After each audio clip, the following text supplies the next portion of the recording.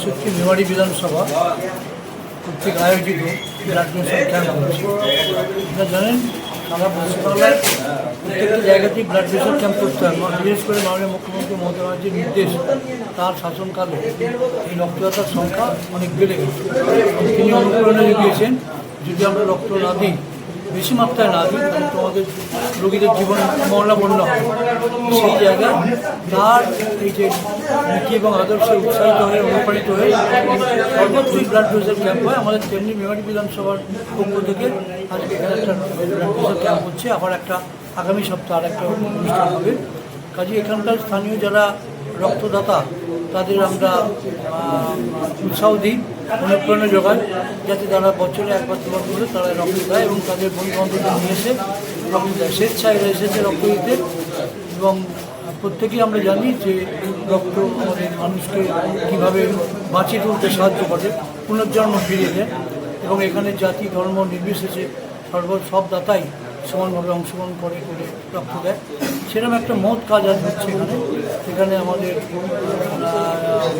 বিধানসভার বিভিন্ন জায়গায় যে নেতৃত্ব রয়েছে তারা দায়িত্ব নিয়ে কোন ব্যাংক থেকে রক্ত নিতে এসেছে?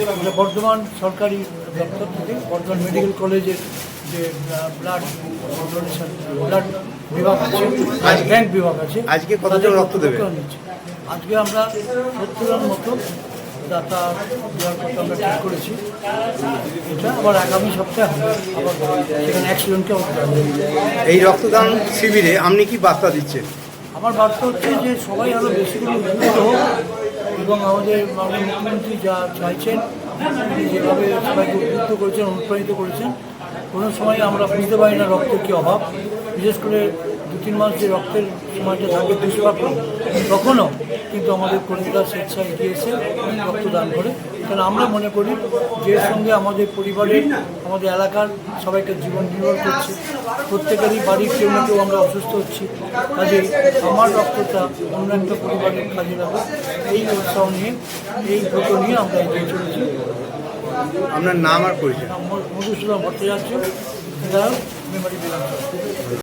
এখানে রক্তদান করছে ছেলেরা, বুঝতে পারলেন?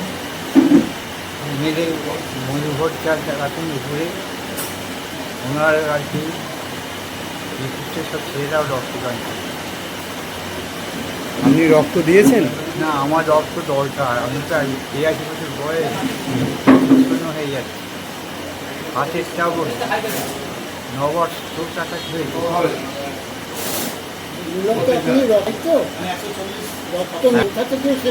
আমার দেবীপুর থেকে, দেবীপুর অঞ্চল। আমার নাম ভক্তিগত ঘোষ। 3 বছর নিয়েছিলাম। এখন যেগুলো কতগুলো জিনিস পাচ্ছি না, সেটা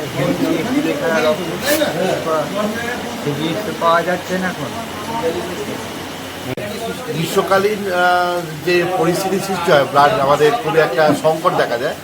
সেই জায়গায় দাঁড়িয়ে বর্ধমান মেডিকেল কলেজ আর হসপিটালে ব্লাড ব্যাংকের তরফ থেকে মেমারি মাননীয় মধুসূদন ভট্টাচার্য মেমারি বিধায়ক, তার কার্যালয়ে এই ব্লাড ডোনেশন ক্যাম্প হচ্ছে।